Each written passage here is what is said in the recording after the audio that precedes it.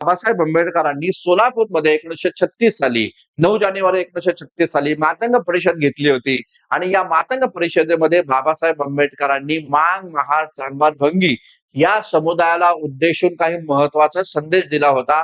तो संदेश आजच्या या सामाजिक कलहामध्ये आपल्याला लक्षात ठेवणं गरजेचं आहे. हा संदेश कोणाचे आहे? येड्या गबाळ्या लोकांसाठी नाहीये. ज्या लोकांना जाती अहंकाराने जे लोक ग्रास्त आहे अशा लोकांसाठी हा संदेश नाहीये. तर फुले शाहू आंबेडकरांच्या विचारावर काम करणारे, फुले शाहू आंबेडकरांना मानणारे, फुले शाहू आंबेडकरांचं मिशन पूर्णत्वास नेण्यासाठी काम करणारे जे लोक आहेत त्यांच्यासाठी या ठिकाणी आहे. असं म्हणणाऱ्यांसाठी हा संदेश या ठिकाणी नाहीये की मांग हे पवित्र होते, महार हे पवित्र होते आणि गावचा पाटील या मांगाचा महाराचा तोंड बघून या ठिकाणी दिवसाला सुरुवात करत होतो. केरसुणी बनवण्याचा शोध हा मांगांनी लावला. या प्रकारची भूमिका जे लोक मांडतात त्यांच्यासाठी हा संदेश नाहीये. त्यांनी हा संदेश ऐकू पण नका, पाहू पण नका. कारण तुमच्या मस्तकावर तुमचं डोकं नाहीये. तुमच्या मस्तकावर, तुमच्या धडावर या ठिकाणी दुसऱ्यांचं डोकं आहे आणि त्या डोक्यातून तुम्ही विचार करताय आणि आपल्या तरुणांना, आपल्या पिढ्यांना या ठिकाणी जातीय संघर्षामध्ये तुम्ही या ठिकाणी इथं ओढतायत असं या ठिकाणी मला या ठिकाणी म्हणायचंय. पाहूया आपण बाबासाहेब आंबेडकर सभेमध्ये काय म्हटलेले आहेत. बघा, बाबासाहेब आंबेडकर काय म्हणतायत? अस्पृश्य समाजात मोडणाऱ्या महार, चांभार, भंगी वगैरे या जाती आहेत त्यात एकी नाही हे आपणा सर्वांचे दुःख आहे. ही एकी न होण्याचं खरं कारण म्हणजे हिंदू समाजातील जातीभेद होय. हा जातीभेद दूर झाला तर महार, मांग, चांभार आणि भंगी हे जातीभेदाला बळी पडणार नाहीत. जातीभेद ही शेकडो वर्ष वाढत आलेली काय आहे? गटारगंगा आहे. जातीभेदाला काय म्हटलेलं आहे बाबासाहेबांनी? ही गटारगंगा आहे म्हटलेलं आहे. हा आपल्याकडे वाहत वाहत येणारा नरक आहे. त्यामुळे जातीभेदाची कटू फळे दररोज आपणाला सोसावी लागत आहे. खेदाची गोष्ट ही आहे की हिंदू लोक आपल्यातील जातीभेद तर दूर करत नाहीतच, उलट अस्पृश्यातील अज्ञानाचा फायदा घेऊन त्यांचा जातीभेद दूर करण्यास झटतात. म्हणजे इथं बाबासाहेबांचं म्हणणं असं आहे की जातीभेद जो आहे हा हिंदू समाजातून आलेला ही एक गटारगंगा आहे. तो आपल्याकडे येणारा नरक आहे.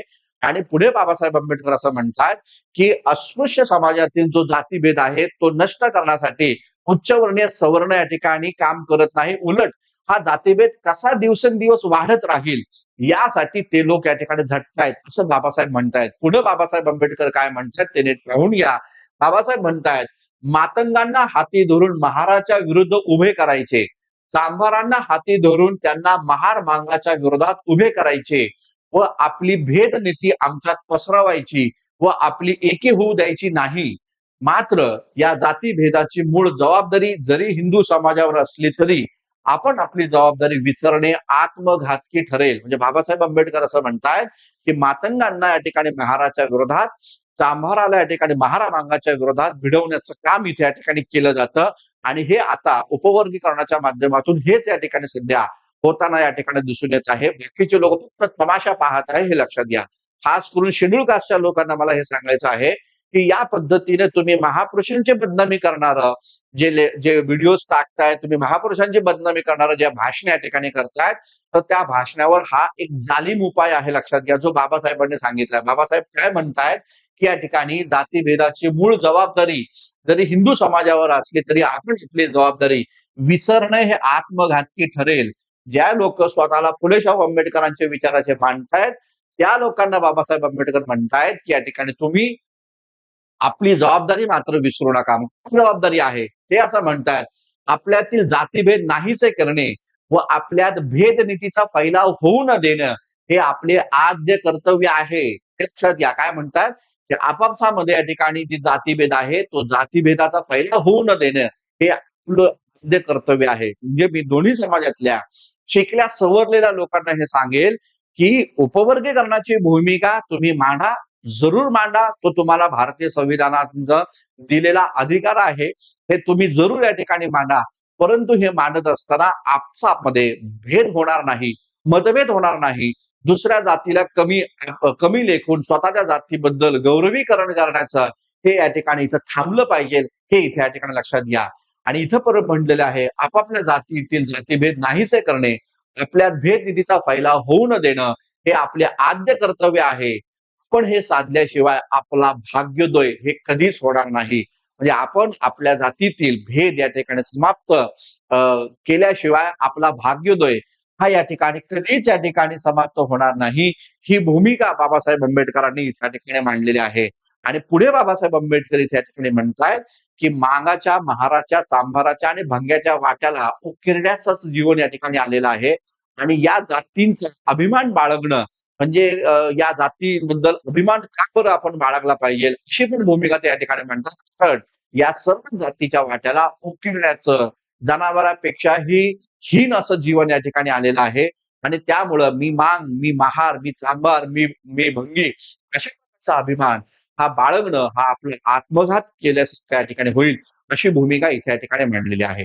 लक्षात ठेवा मित्रांनो, या सगळ्या लेक्चरचा एकच महत्वाचा उद्देश आहे, ते म्हणजे फुले शाहू आंबेडकरांचा विचार जो समतेचा विचार आहे तो आपण स्वीकारला पाहिजे.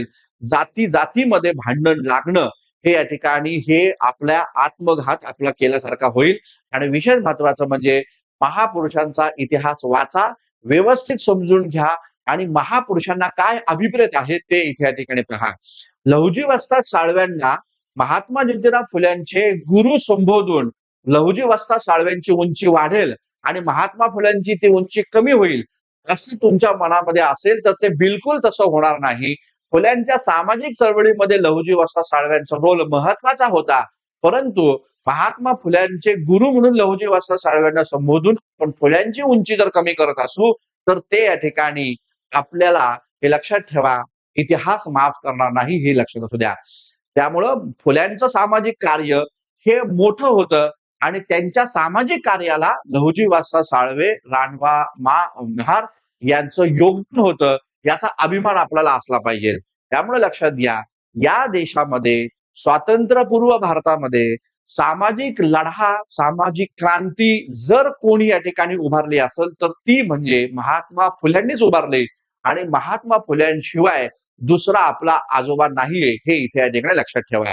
त्यामुळं मला हे तुम्हाला सांगायचंय, की येस महात्मा फुल्यांचं योगदान हे मोठं आहे आणि महात्मा फुल्यांना बाबासाहेब आंबेडकरांसारख्या ज्यानं जगामधल्या सर्व विद्यापीठांमध्ये मोठमोठ्या पदव्या घेतल्या, ज्याच्या शिक्षणाची तुलना आजही या ठिकाणी जगामध्ये कोणी करू शकत नाही, ज्याला डॉक्टर इन ऑल सायन्स या नावाची पदवी मिळालेली ही एकमेव व्यक्ती या ठिकाणी आहे, ज्याचा संपूर्ण भारत आणि भारताच्या बाहेर देखील गौरव केला जातो. हजारो लाखोच्या पुतळे त्यांच्या या ठिकाणी उभारण्यात आलेले आहेत. तर या बाबासाहेब आंबेडकरांनी महात्मा फुल्यांना आपला गुरु या ठिकाणी मानलेला आहे. त्यामुळे लक्षात घ्या, कृपा करून या ठिकाणी चुकीच्या पद्धतीचा इतिहास आपल्या पिढ्यांना शिकवू नका. ह्या पिढ्या जेव्हा शिक्षण घेतील आणि जेव्हा ते स्वतः फुले वाचतील, जेव्हा फुले स्वतः शिवाजी महाराज वाचतील, स्वतः शाहू महाराज वाचतील, स्वतः बाबासाहेब आंबेडकर वाचतील, तेव्हा त्या लोकांचे डोळे उघडतील आणि ते लोक त्या ठिकाणी तुम्हाला, ज्या लोकांनी या ठिकाणी चुकीचा इतिहास आपल्या पिढ्यांसमोर मांडलेला आहे, त्यांना कदापि माफ करणार नाही हे लक्षात घ्या. कारण यातून काय होईल, यातून जातीतील संघर्ष हे वाढत राहणार आहे.